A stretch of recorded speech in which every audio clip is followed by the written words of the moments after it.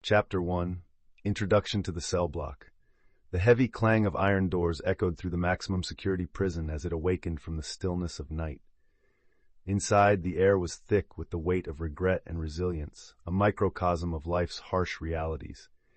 This is not merely a place of confinement, it's a crucible where human spirits are tested and transformed. Amidst the drab, unyielding walls, a rich tapestry of stories unfolds, illuminating the fragile threads that bind these lives together.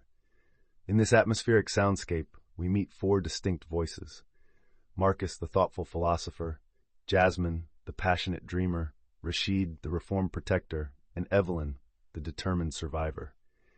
Each character's journey will weave through moments of despair, hope, and redemption, inviting listeners to witness the raw emotions echoing within the cell block. Here, amid the shadows, flickers of humanity shine through, illuminating the indomitable spirit of those trying to reclaim their lives. Chapter 2 Marcus's Call to Reflection. Marcus, the philosopher Lee, sits at his small desk in the dim light of his cell, a well-worn journal open before him. Once a sociology professor, he now grapples with the reality of his embezzlement conviction, a fall from grace that leaves him questioning his former life. As he reflects on the moral repercussions of his actions, the echoes of past lectures resonate within him, urging him to explore the ethics of personal responsibility. His diary becomes a sanctuary where he wrestles with existential questions. What does it mean to truly atone? Can one find redemption within these unforgiving walls? Conversations with fellow inmates ignite his desire to facilitate change, and he begins to organize discussions centered around ethical living and choices. Through the power of words and introspection, Marcus not only seeks to mend his own broken spirit, but also to inspire others to reflect on their paths, embodying hope even amid despair. Chapter 3 The Shadows of Regret. In his dimly lit cell, Marcus, the philosopher Lee, contemplates the labyrinth of his past decisions. His embezzlement conviction weighs heavily on his conscience, a stark contrast to the life of integrity he once taught as a sociology professor. Through his diary entries, Marcus delves into the shadows of regret, pondering what led him to forsake his principles for financial gain. Conversations with fellow inmates illuminate a shared narrative, the burden of choices made in moments of weakness. Each discussion echoes the pain of lost potential, reminding him that redemption is a collective journey. Literature becomes his refuge. He often quotes philosophical works, encouraging introspection. He believes that understanding their own stories is the first step toward transformation. With each written word, Marcus strives to not only document his thoughts, but also to guide others toward a better understanding of morality and the possibility of change. Chapter 4 The Colors of Despair. Jasmine, the dreamer Taurus, sits in her cell, the dim light casting shadows on the walls as she reflects on the crime that brought her here, a crime born from a moment of passion. Her diary becomes a sanctuary, filled with vibrant sketches and poignant poems that illustrate her emotional turmoil. With each stroke of charcoal on paper, she translates her dreams of freedom into vivid imagery, depicting fields of wildflowers and sunlit skies that exist beyond the prison walls. Through her art, Jasmine expresses the duality of hope and despair, capturing the complexities of her past and her yearning for a brighter future. She often shares these creations during impromptu workshops with fellow inmates, transforming the sterile environment of their confinement into a canvas of shared expression. Together, they find solace in creativity, as Jasmine's talent ignites a spark within each participant, encouraging them to embrace their own stories and the healing power of art. Chapter 5 Art as Redemption. Jasmine, the dreamer Taurus, transforms her isolated cell into a sanctuary of creativity, where paints and brushes become her means of escape. She organizes art workshops, inviting fellow inmates to join her in this newfound expression. With every stroke of the brush, they weave stories of pain and hope onto canvas, an act that speaks louder than words ever could. Through shared laughter and tears, bonds form among the participants, creating a sense of community within the stark prison walls. Jasmine's own artwork reflects her internal struggles. Vivid colors clash with shadowy images, echoing her dreams of freedom, yet illustrating the weight of despair. The vibrant murals that emerge on the gray walls turn the prison yard into a gallery of resilience, inspiring others to confront their past through art. Each piece serves not just as an expression, but as a testament to the healing power of creativity, reminding them that even in confinement, hope can flourish. Chapter 6. The Burden of Brotherhood. In the dimly lit corridors of the prison, Rashid the Protector Khan grapples with the ghosts of his past. Once a respected leader of a gang, he now bears the heavy burden of those choices, navigating a world filled with shadows and mistrust. His diary entries reveal the conflict between his ingrained habits of violence and the emerging desire to guide younger inmates toward a different path. Rashid's protective instincts ignite when he sees a new inmate, vulnerable and eager to impress influential peers. Memories of his own tumultuous beginnings flood back, and he resolves to intervene, offering wisdom garnered from years of survival. Through Rashid's eyes, the narrative delves into the struggles of brotherhood within prison walls, where loyalty is often forged in fire. As he risks his own safety to shield others, he discovers that the truest strength lies in compassion, fostering an unexpected kinship among those seeking redemption. Chapter 7. Navigating the Underworld. Rashid, the Protector Khan's diary entries unveil the tumultuous inner landscape shaped by his past as a gang member. He grapples with the weight of his former life, reflecting on the violence that has become synonymous with his identity. Each day, he confronts the shadows of his history, torn between the desire for redemption and the pull of loyalty to his past. Amidst the prison's harsh realities, Rashid's resolve strengthens as he witnesses younger inmates drawn into the same cycle of violence he once embraced. He begins mentoring them, sharing his story not as a badge of honor, but as a cautionary tale. In moments of vulnerability, he reveals the bruised heart beneath his hardened exterior, admitting that change is fragile.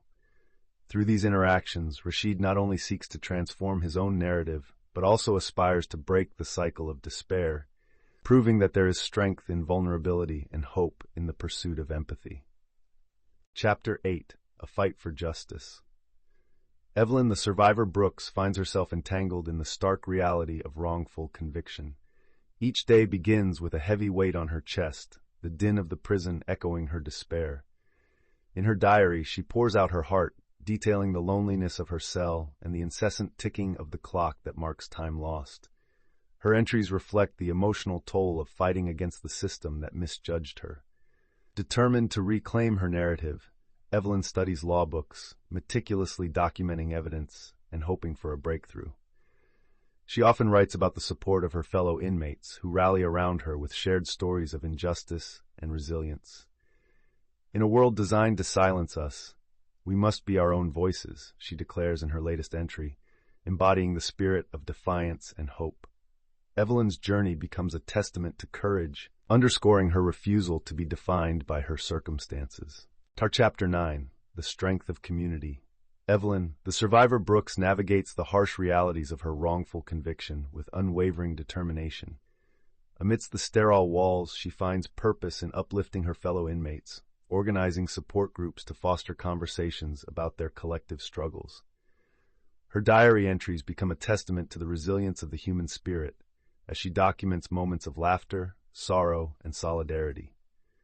Each day, Evelyn shares her knowledge of legal processes and encourages her peers to voice their stories, igniting a sense of empowerment. Her empathy draws out stories from others, revealing shared experiences of loss and hope. In this place of isolation, she writes, we are not alone. We carry each other's pain and joy.